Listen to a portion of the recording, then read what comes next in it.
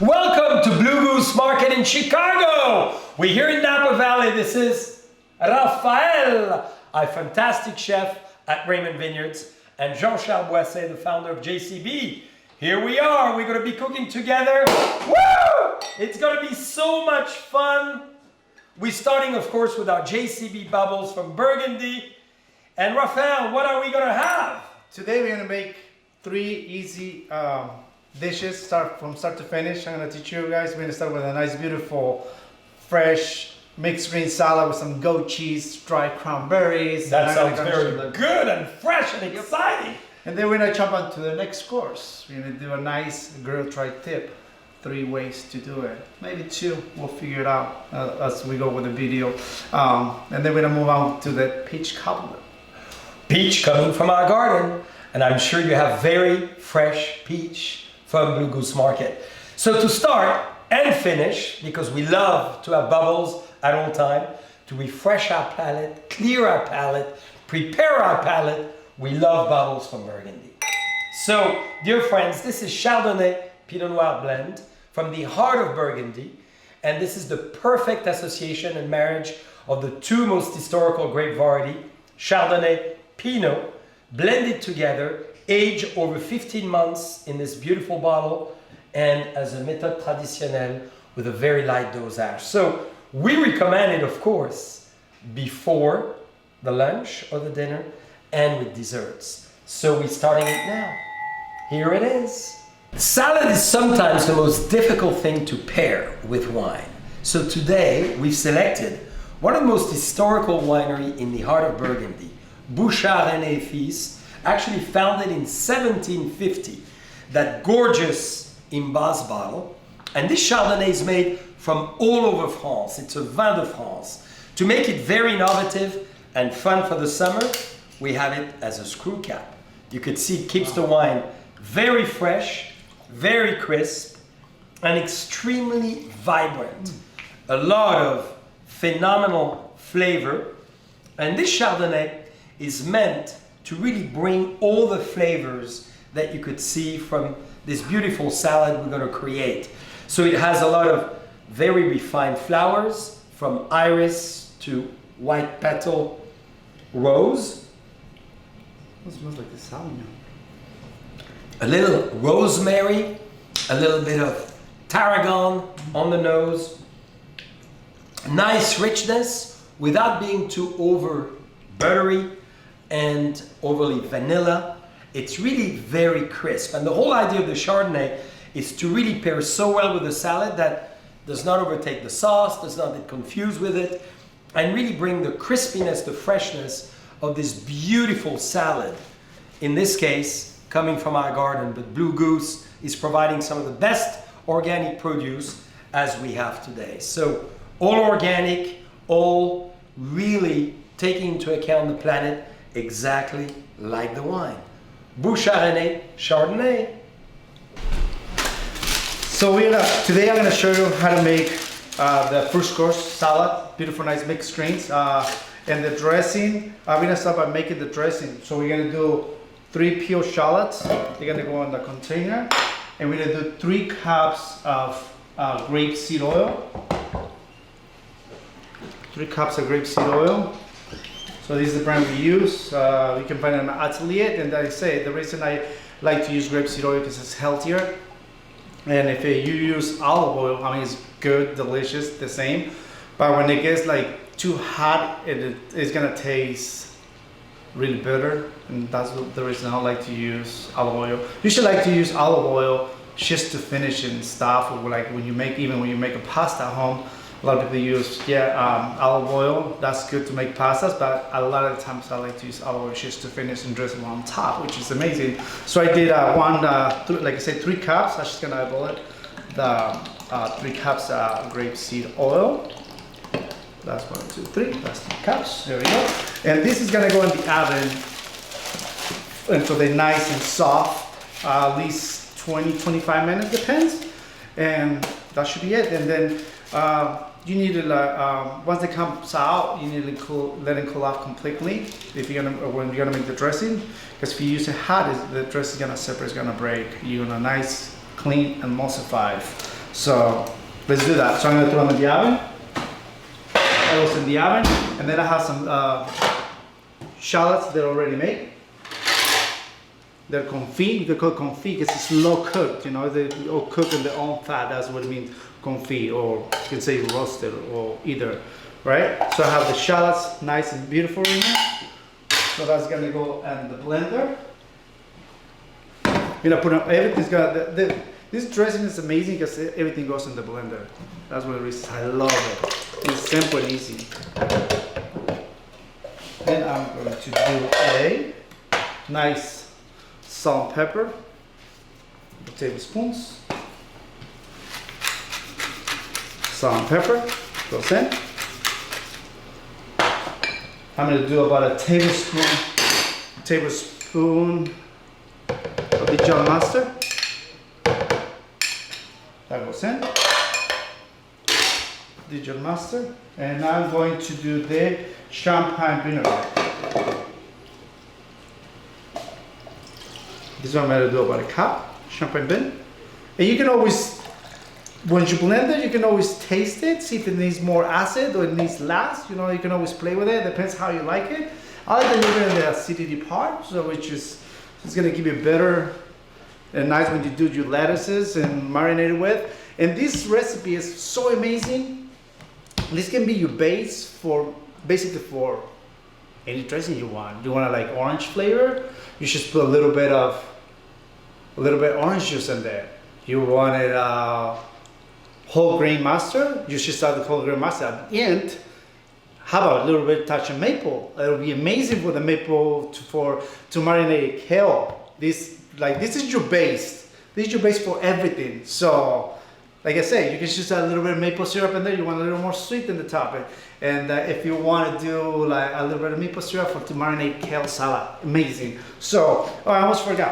Let's not forget, you know. I'm going to do about 3 tablespoons of water.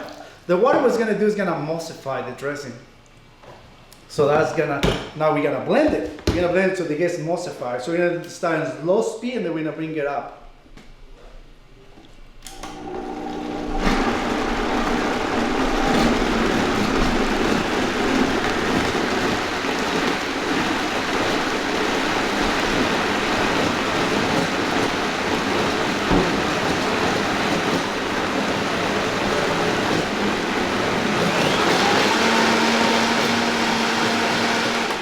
And it's done. As you see, how beautiful it comes out like this. Nice and clean and emulsified. That's what you're looking for. You don't want a broken dressing because broken dressing is not, if it breaks, what's gonna happen by the time you put them in the lettuce, they're gonna be very oily, and that's what you don't want. So you see 2 nice, it's about a deli of dressing. And from here, like I said, let's taste it, make sure it tastes good, you know?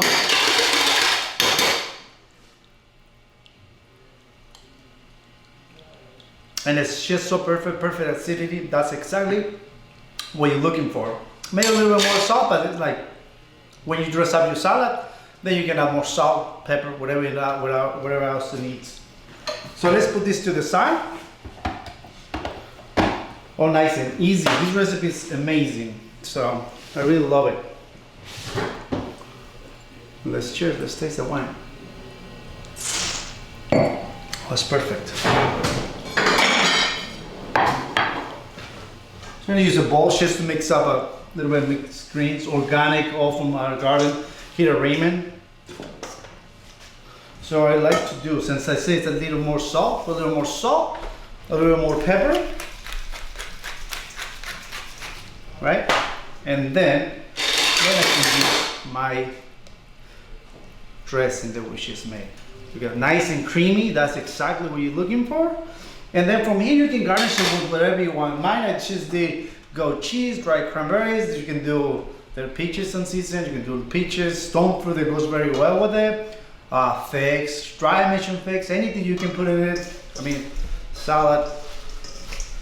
And then we're just gonna put it in. And I'm gonna put a couple of the dried cranberries just to marinate them. So the sweetness with the cranberries and the champagne, they're gonna go very well. So that goes on the plate.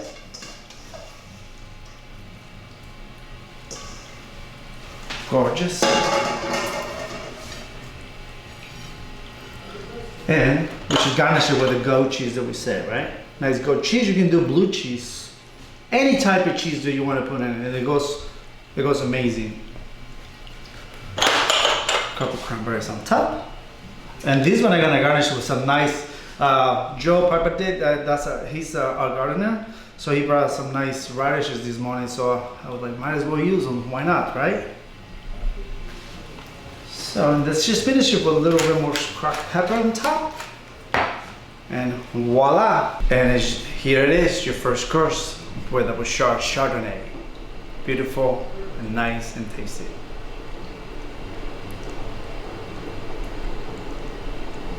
Now to accompany this beautiful, irresistible, gorgeous tri-tip.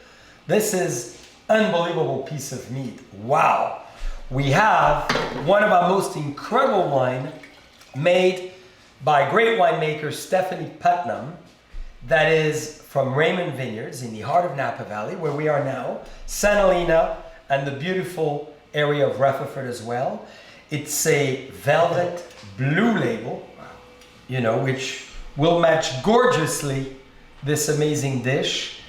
It's a very juicy wine, lots of great berries, and a wine which is a blend of Cabernet Sauvignon, Cabernet Franc, Merlot, Malbec, Petit Verdot, of course, Petit Syrah, and Zinfandel.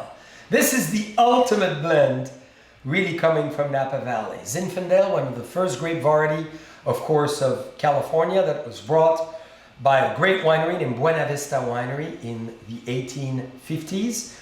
And of course, Cabernet Sauvignon, the king, the cathedral, the foundation of what Napa Valley is about, with a lot of elegance thanks to the Petit Verdot, the Petit Syrah, and of course the Malbec and the Cabernet Franc.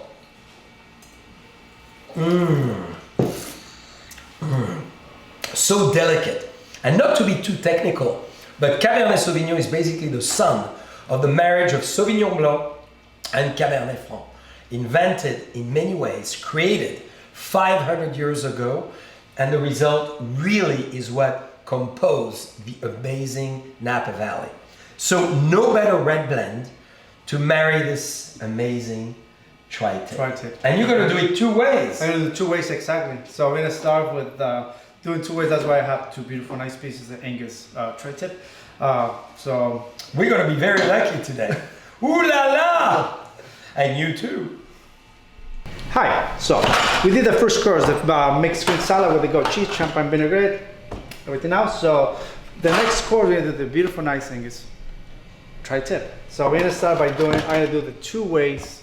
When I say 2 ways, one we're going to do sous vide, and the other one we're going to go grill. Both of them are going to be grilled, but I'm going to show you a good technique with the sous vide. So we're going to start by mixing all the ingredients. So we do some 2 tablespoons of chili powder, paprika, smoked paprika, anything you have at home. That's not a big deal. Chili powder. This is a wet raw, so I like this one. And I'm going to do one nice tablespoon onion powder, 1 slice shallot or onion, whatever you have at home, and about a teaspoon of either garlic powder or fresh garlic. I'm gonna do fresh garlic in this one. It's choice, right? And I'm gonna do chipotle adobo. It's gonna give a nice flavor, smokiness, and a little bit of spiciness in there too, right? And then I'm gonna do some soy sauce, about 3 tablespoons. Of course, nice pepper, right?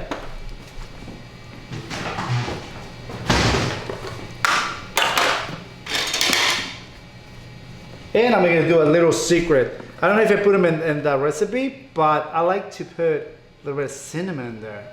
It's gonna give a nice flavor. Ground cinnamon.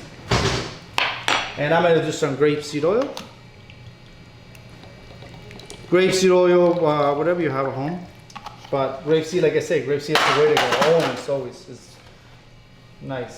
I'm gonna do a nice rosemary too. You can do rosemary, fresh thyme, whatever. But I like rosemary for this recipe. And let's just give it a quick, just a quick rough chop. Doesn't have to be too crazy, right?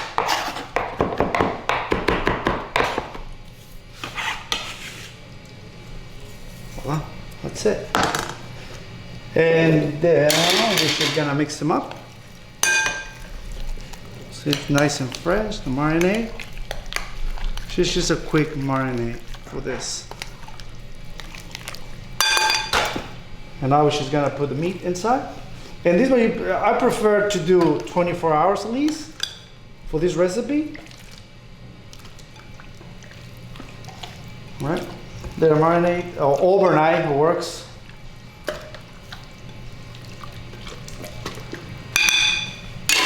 So we just let it marinate. We just finished marinating the California tri-tip with this beautiful wine from Raymond. And of course, I almost forgot why. I was thinking, let's put a little bit of red wine in here. What am I thinking? Oh, it's not in the recipe, it's optional, right? Well, I'm cheating at this point. So when I say 2 ways, right? So this is my 2 ways. So what am I going to do? Sous vide. So let's do sous vide, right? So I'm going to put one of these tri-tips in my sous vide. And make sure, you know, before you do anything, make sure you bring to grill it. For sous vide, it doesn't matter if it's cold or room temperature, but if you're gonna grill, you gotta make sure it's at least at room temp. You don't want it to be too cold, because it's gonna take longer to cook, and it's gonna cook unevenly. It's just something you don't want. I'm gonna put some of the nice marinade inside. Like that. And I'll be back for 2 seconds. So I'm back. So what I disappeared for an hour, I think. No, I was for a couple of seconds, right? So what I did, I put them in a vacuum sealer. If you don't have a vacuum sealer at home or food saver, what you can do is just put them in a nice Ziploc bag and just tie them up, take some of the air out, and that's gonna go in the sous vide right there, right? I got my sous vide set up, ready to go. And I'm going to set up you can set up a timer if you like. So this is a sous vide, is a Joule. So what I'm gonna do, it says it has the temperature at 140, 143 is my water right now. It almost reached the point at 145.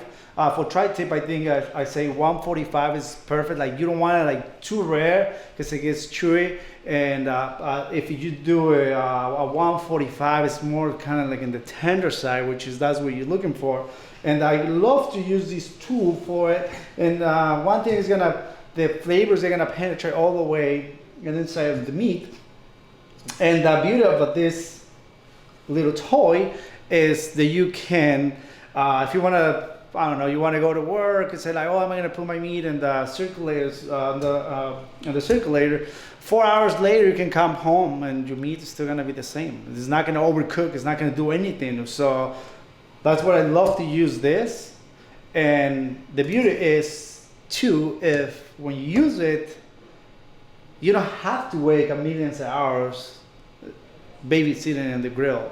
You can just mark it real quick and sear, a nice hard sear. If it's gonna sear, you're gonna be grill, you're gonna be barbecuing outside with your family, that's matter. It's just, if you use that, this tool is amazing. I would recommend for anybody at home to buy it, please. And like I say, the app is right there. You can set up a timer.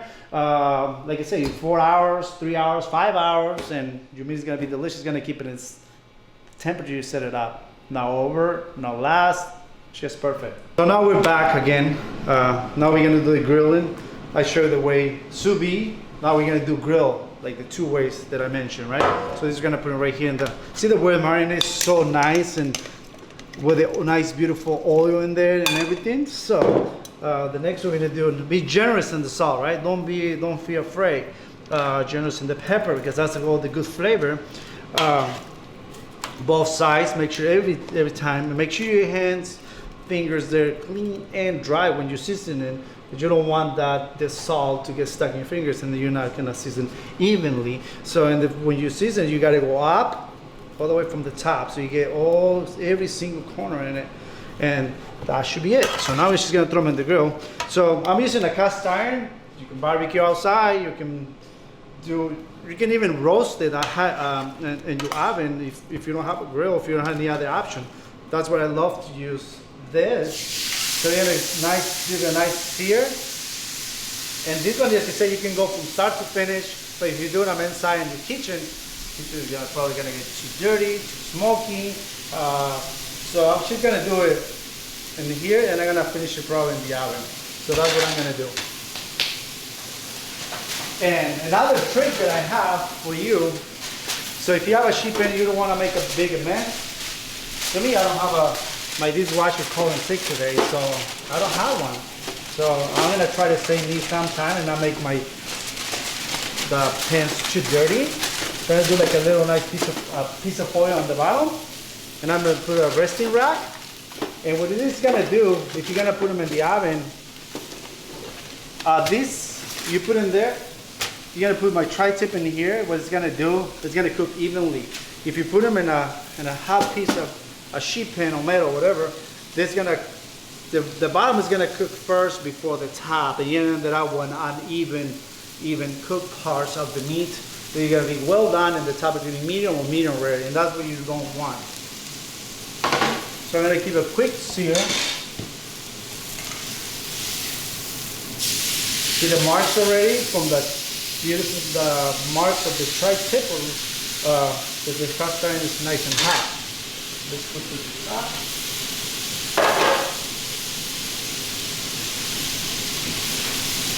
And next, let's drink a little bit of wine.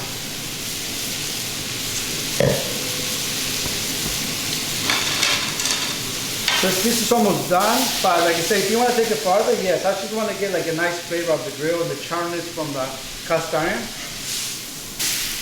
And then that's it. I'm not looking to put any of that, so good. So that's gonna go in the oven for at least, I would say at least 20 minutes, 350 degrees. I don't want to cook it too high, so I'm gonna take my time and do it right. Now we're back, sharpening up my knife, make sure it's nice and sharp. Yes. So this is the art of cooking of a beautiful, nice tri-tip. So now you gotta make sure let it rest at least for 10 minutes. Like as you see, it's still resting. I'm gonna take a chance because you don't want all the juices come out. She's like craving, like crying for carve me, not right now. Just wait. So, but let's go ahead, right? Thank you. So the way you carve it, see now it's like nice into like the medium well, medium red. I mean medium because it's the end cut. But once you move to it, it's gonna be more on the medium side and medium rare. And this is like because I did in the resting pan, and I'm doing a nice slice, thin slice. See, it's still juicy, it's still bleeding. I should have let it rest a little longer, but let's just go. So, just gotta do those. And I have some nice multiple towels that you can just, if you want to plate it and present your dish, what you can do, just grab the meat. See? So it's not too bloody. Dry them up in the paper towel, put it in. Just gotta be generous. And now we are ready for the pièce de la résistance, the famous peach. We're gonna be doing a peach cobbler. Delicious, huh? Organic from our garden. Amazing. So I did a little, you know what I did for this recipe? I know it says peach cobbler, but I'm gonna do a little mix of the Great idea. apricots. Some apricots, they're so ripe, and why not? I mean, let's juice them, right? There's a choice. You know, the two that are phenomenal together is apricot and peach. Look at that. So we're gonna be doing both. I think it's a great idea. And as we started the meal with JCB 21, we're gonna finish with JCB 21. No one can ever reproach you at home to finish with bubbles and further celebration. If you want to venture out, Blue Goose has as well the JCB 69 in their stores. So you're welcome to go and finish rosé, because rosé all day and finishing pink is always a great, choice. So we want to thank, of course, Blue Goose for this amazing, phenomenal, exciting venture to get to know you, to get to be with you in your kitchen and in your house, to make new friends. Remember, you have a lot of friends in France with our wineries. Bouchard, of course, at Raymond Vineyards in the heart of Napa Valley, and JCB in Burgundy. Come and visit us. And here we go with our last course. We're gonna be doing a peach cobbler. If everybody's feeling peachy with all those wines, cheers. So we're gonna start with my base for the peach cobbler. This is my baking dish. I got my apricots in there. So I'm gonna do a mix of peaches. You can use white, yellow. I like to use yellow personally, but that's what I can find at the garden right now. White. Okay, white. This is white peach. So, and the apricots, we're so lucky to have an amazing gardener, Joe. He grows all the beautiful products for us. So I'm using apricots and peach. It doesn't matter, let's do it. So I'm gonna start doing by doing the base. So I'm gonna do 1 cup of milk in a pot. This is gonna be like the butter. So I like to use this recipe because it's so easy and simple. So 1 cup of whole milk by 1 cup of unsalted butter. The butter is always like so delicious. So I'm gonna do a touch of salt. So the salt is gonna balance it out, balance the sweetness. And I'm going to do vanilla extract, 2 tablespoons, 1 tablespoon of cinnamon. Either you can do the cinnamon here or you can do with the dry. But I'm gonna do with all the wet, everything. So I just cut the peaches and put them in there. And I'm gonna put them in a medium heat. What I'm gonna do is just trying to melt down the butter and incorporate everything together. Right? And I'm gonna do 1 cup of granular sugar into the mix, and 1 cup of flour. And why not? Let's put a little bit. The recipe says nutmeg. It doesn't say nutmeg, but let's just put a teeny bit in there. It's optional if you don't want to put nutmeg. You don't have to. I just want to do it for this one because I'm gonna taste it, of course.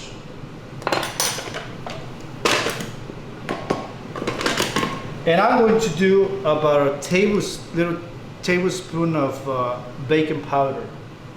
All that into the mix, right?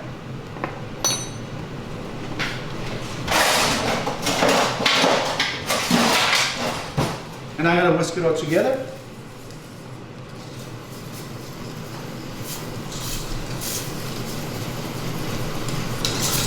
So just make sure there's no lumps. See, the butter is almost melted. It's a batter, it's like a pancake batter almost, but it has all the good flavor in there. So the butter is down. It took like what, 1 sec, about 2 minutes. So I'm gonna turn it off. I'm gonna put it to the side. And I'm gonna start by cutting my apricots and peaches. So I'm just gonna kind of real quick move the pit. And I already washed these so they're clean, ready to go.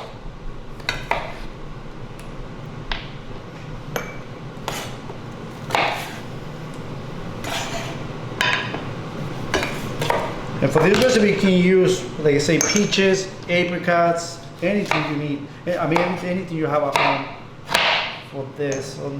Even like apples, I think stone fruit would be amazing with apples, but I'm going seasonal because we have tons of apricots and peaches in the garden right now. Tomatoes are coming up soon too, but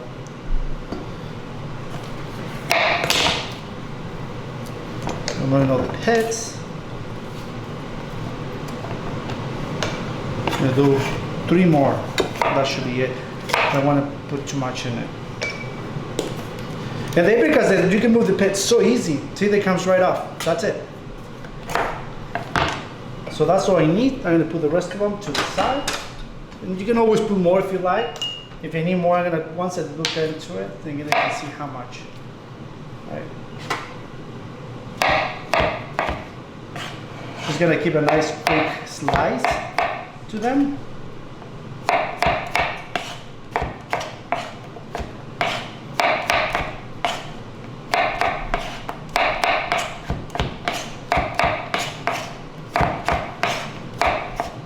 Just a quick rough chop. You don't have to like make it all pretty or whatever. They're gonna go baked. You know, bake them, so that doesn't really matter. So when you cut, make sure you cut your fingers right there, you know, so you won't cut yourself.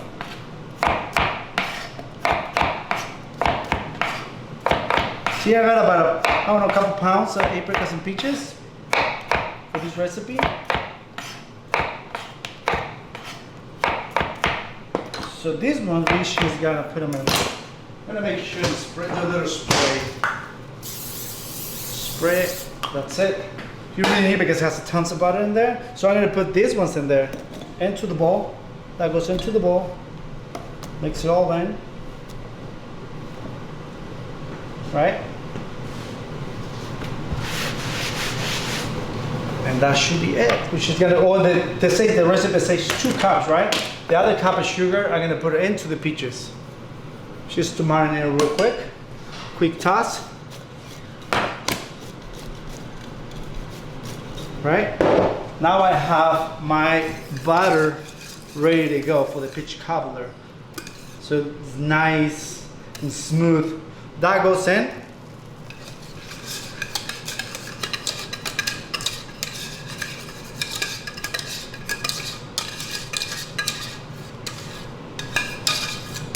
That's it, and there it goes, the peaches.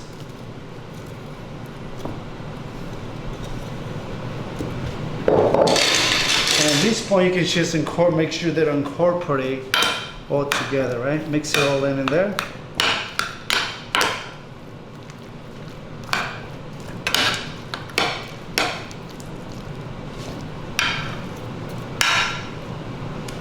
And that's it. You put them in the oven at 375 for 30 to 40 minutes, and then that's it. So that's the one we just made. Simple and easy. Oh no, let's put, because JC's gonna be mad if I don't do that.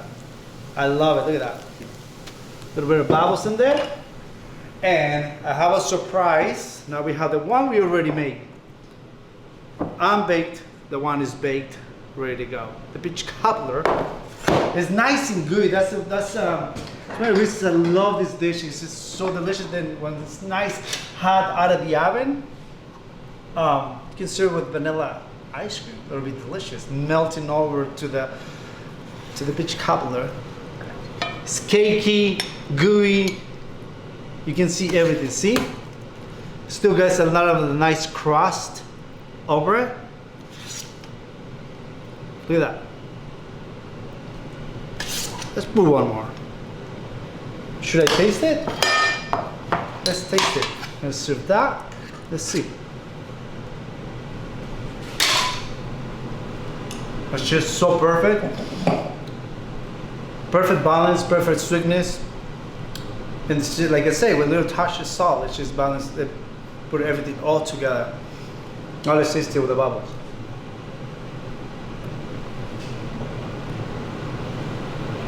Perfect combination. Love it. Thank you. Please enjoy it. Thank you so much for joining us this beautiful day of cooking with me along the way with a nice, beautiful mixed green salad. Tri-tip, the peach cobbler, pairing it with a beautiful, nice 21. Cheers.